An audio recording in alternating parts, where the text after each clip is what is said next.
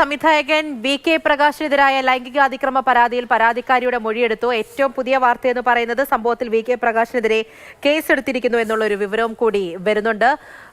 ഈ പരാതിക്കാരിയുടെ മൊഴിയിൽ വി.കെ. പ്രകാശിനെതിരെയുള്ളത് ഗുരുതര പരാമർശങ്ങളാണ് എന്നുള്ളതുമാണ്. അനന്തകൃഷ്ണ വിവരങ്ങളുമായി ചേരുന്നുണ്ട്. അനന്തൻ, മൊഴിയെടുത്തിരുന്നു, അതിന് പിന്നാലെ ഇപ്പോൾ കേസെടുത്തിരിക്കുന്നു എന്നുള്ള വിവരം കൂടിയുണ്ട്. എന്താണ് അറിയുന്നത്? പൂജ, മറ്റൊരു കേസ് കൂടി സിനിമാ മേഖലയിലെ വെളിപ്പെടുത്തലുമായി ബന്ധപ്പെട്ട് രജിസ്റ്റർ ചെയ്തിരിക്കുകയാണ്. സംവിധായകൻ വി.കെ. പ്രകാശിനെതിരെയാണ് കേസ് രജിസ്റ്റർ ചെയ്തിരിക്കുന്നത്. കൊല്ലം പള്ളിത്തോട്ടം പോലീസ് സ്റ്റേഷനിലാണ് ഈ കേസ് രജിസ്റ്റർ ചെയ്തിരിക്കുന്നത്. 354A വകുപ്പ് പ്രകാരമാണ് കേസ് ചുമത്തിയിരിക്കുന്നത്. FIR രജിസ്റ്റർ ചെയ്തു. വി.കെ. പ്രകാശുമായി ബന്ധപ്പെട്ട് ഒരു യുവ കഥാകൃത്താണ് പരാതി ഉന്നയിച്ചത്. കൊല്ലത്തെ ഹോട്ടലിൽ കഥ പറയാൻ വേണ്ടി വിളിപ്പിച്ച ശേഷം അദ്ദേഹത്തിൻ്റെ ഭാഗത്ത് നിന്ന് ലൈംഗികാതിക്രമം ഉണ്ടായി എന്നുള്ളതായിരുന്നു പരാതി. ഈ പരാതി പ്രത്യേക അന്വേഷണ സംഘത്തിന് നൽകുകയും ചെയ്തു. ഇതിൻ്റെ അടിസ്ഥാനത്തിൽ പ്രത്യേക അന്വേഷണ സംഘത്തിലെ വനിതാ ഉദ്യോഗസ്ഥർ ഇന്ന് കൊല്ലത്തെത്തിയാണ് പരാതിക്കാരിയുടെ മൊഴി രേഖപ്പെടുത്തിയത്. ഈ മൊഴിയിൽ ഗുരുതരമായ പരാമർശങ്ങൾ വി.കെ. പ്രകാശിനെതിരെയുണ്ട്. ഇതിൻ്റെ അടിസ്ഥാനത്തിൽ ആ മൊഴി എടുത്തു കഴിഞ്ഞ അപ്പോൾ തന്നെ കൊല്ലം പള്ളിത്തോട്ടം പോലീസ് സ്റ്റേഷനിൽ ഇപ്പോൾ കേസ് രജിസ്റ്റർ ചെയ്തിരിക്കുകയാണ്. നമുക്കിപ്പോൾ അറിയാൻ കഴിയുന്നത് നാളെ ഈ FIR പ്രത്യേക അന്വേഷണ സംഘത്തിന് കൈമാറും. അതിനുശേഷമാകും രഹസ്യമൊഴി രേഖപ്പെടുത്തുന്ന അടക്കമുള്ള നടപടികളിലേക്ക് കടക്കുക. കേസെടുത്തിട്ടുണ്ട്. അനന്തൻ, ഈ കേസിന്റെ സ്വഭാവം എങ്ങനെയാണ് എന്നുള്ള കാര്യത്തിൽ വിവരങ്ങൾ ഇപ്പോൾ ലഭ്യമാകുന്നുണ്ടോ?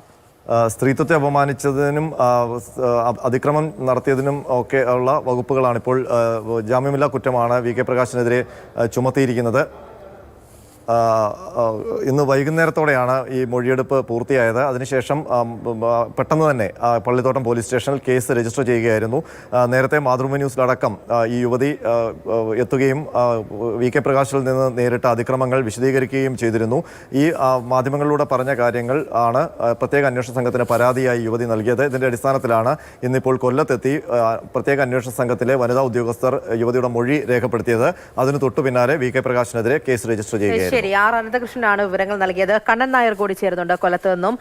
കണ്ണൻ, കൊല്ലം പള്ളിത്തോട്ടം പോലീസാണ് കേസെടുത്തിരിക്കുന്നത്. എന്താണ് അറിയുന്നത്? പറയൂ. അല്പസമയം മുമ്പാണ് പള്ളിത്തോട്ടം പോലീസ് കേസെടുത്തത്. സംവിധായകൻ വി.കെ. പ്രകാശിനെതിരെ 354(1)A എന്ന വകുപ്പാണ് ചുമത്തിയിരിക്കുന്നത്. അതായത് ലൈംഗിക അതിക്രമത്തിനാണ് ഇപ്പോൾ കേസ് രജിസ്റ്റർ ചെയ്തിട്ടുള്ളത്. ഈ സംഭവം നടന്ന പ്രത്യേക അന്വേഷണ സംഘത്തിന് ഈ കേസ് കൈമാറാൻ വേണ്ടിയുള്ള തീരുമാനത്തിലാണ് പള്ളിത്തോട്ടം പോലീസ് ഉള്ളത്. നാളെ തന്നെ ഈ കേസ് ഈ പ്രത്യേക അന്വേഷണ സംഘത്തിന് കൈമാറും. അത് ആ നടപടിക്രമം മാത്രമാണ് കൊല്ലത്തുള്ളതെന്നാണ് ഇപ്പോൾ നമുക്ക് മനസ്സിലാക്കുവാൻ സാധിക്കുന്നത്. ഇന്ന് ഈ യുവതിയുടെ മൊഴി ഇവിടെ എത്തി പോലീസ് രേഖപ്പെടുത്തി. അതിനുശേഷമാണ് ഇപ്പോൾ കേസ് രജിസ്റ്റർ ചെയ്യാനുള്ള തീരുമാനത്തിലേക്ക് പോയത്. വിവരങ്ങൾ നൽകിയത്. ലൈംഗിക അതിക്രമമാണ് വി.കെ. പ്രകാശിന് മേൽ ചുമത്തിയിട്ടുള്ളത്. 354A വകുപ്പ് പ്രകാരമാണ് ചുമത്തിയിരിക്കുന്നത്. കൊല്ലം പള്ളിത്തോട്ടം പോലീസാണ് കേസെടുത്തിരിക്കുന്നത്. അതുമായി ബന്ധപ്പെട്ടുള്ള വിവരങ്ങളാണ്. അനന്തകൃഷ്ണനിലേക്ക് ഒരിക്കൽ കൂടി പോവുകയാണ്. അനന്തൻ, ഇതിപ്പോൾ പലതരത്തിലുള്ള നീക്കങ്ങൾ ഇവരുടെ ഭാഗത്തുനിന്ന് പോലും ഉണ്ടാകുന്നല്ലോ. വി.കെ. പ്രകാശ് കഴിഞ്ഞ ദിവസം മുൻകൂർ ജാമ്യത്തിനുള്ള നീക്കങ്ങൾ നടത്തിയിട്ടുണ്ടായിരുന്നു. ഒപ്പം ഇന്ന് മറ്റു പല കാര്യങ്ങൾ കൂടി സംഭവിച്ചിട്ടുണ്ടായിരുന്നു. ഏറ്റവും പ്രധാനം അത് സിദ്ദിഖിന്റെ പരാതിക്കാരിയുടെ മൊഴി രേഖപ്പെടുത്തിയിട്ടുണ്ട് എന്നുള്ളതാണ്. ഗുരുതരമായ പരാമർശങ്ങൾ അതിലുമുണ്ട്. അന്വേഷണ സംഘം കൂടുതൽ വേഗത്തിൽ മുന്നോട്ട് പോകുന്നുണ്ടോ? എങ്ങനെയാണ് അവരുടെ ഒരു നീക്കം ഇപ്പോൾ സമഗ്രമായി തന്നെ പോകുന്നത്? പൂജ, ഹേമ കമ്മിറ്റി റിപ്പോർട്ട് പുറത്തു വന്നതിന് പിന്നാലെയാണ് സിനിമാ മേഖലയിൽ നിന്ന് ലൈംഗിക അതിക്രമങ്ങൾ സംബന്ധിച്ച് വെളിപ്പെടുത്തലുകൾ ഉണ്ടായത്. ഇപ്പോൾ അതിനുശേഷം സർക്കാർ പ്രത്യേക അന്വേഷണ സംഘത്തെ രൂപീകരിക്കുകയും ചെയ്തു. ഈ അന്വേഷണ സംഘത്തിന് മുൻപാകെ നിരവധി പരാതികൾ ലഭിച്ചു. നിലവിൽ ഇപ്പോൾ വി.കെ. പ്രകാശിൻ്റെ കേസ് കൂടിയാകുമ്പോൾ 10 കേസുകളാണ് സിനിമാ മേഖലയിലെ ലൈംഗിക അതിക്രമവുമായി ബന്ധപ്പെട്ട് താരങ്ങളടക്കമുള്ളവർക്കെതിരെ ചുമത്തിയിരിക്കുന്നത്. ഇതിലേറ്റവും ഒടുവിലത്തതാണ് വി.കെ. പ്രകാശിൻ്റെ കേസ്. രണ്ടാമത് രജിസ്റ്റർ ചെയ്ത സിദ്ദിഖിനെതിരെയുള്ള കേസാണ്. നടൻ സിദ്ദിഖിനെതിരായ കേസിൽ നടപടികൾ വലിയ വേഗത്തിലാണ് പോകുന്നത്. ഇന്നിപ്പോൾ വൈകിട്ട് പരാതിക്കാരിയുടെ രഹസ്യമൊഴി Thiruvananthapuram first class judicial magistrate കോടതി 5-ൽ രേഖപ്പെടുത്തി.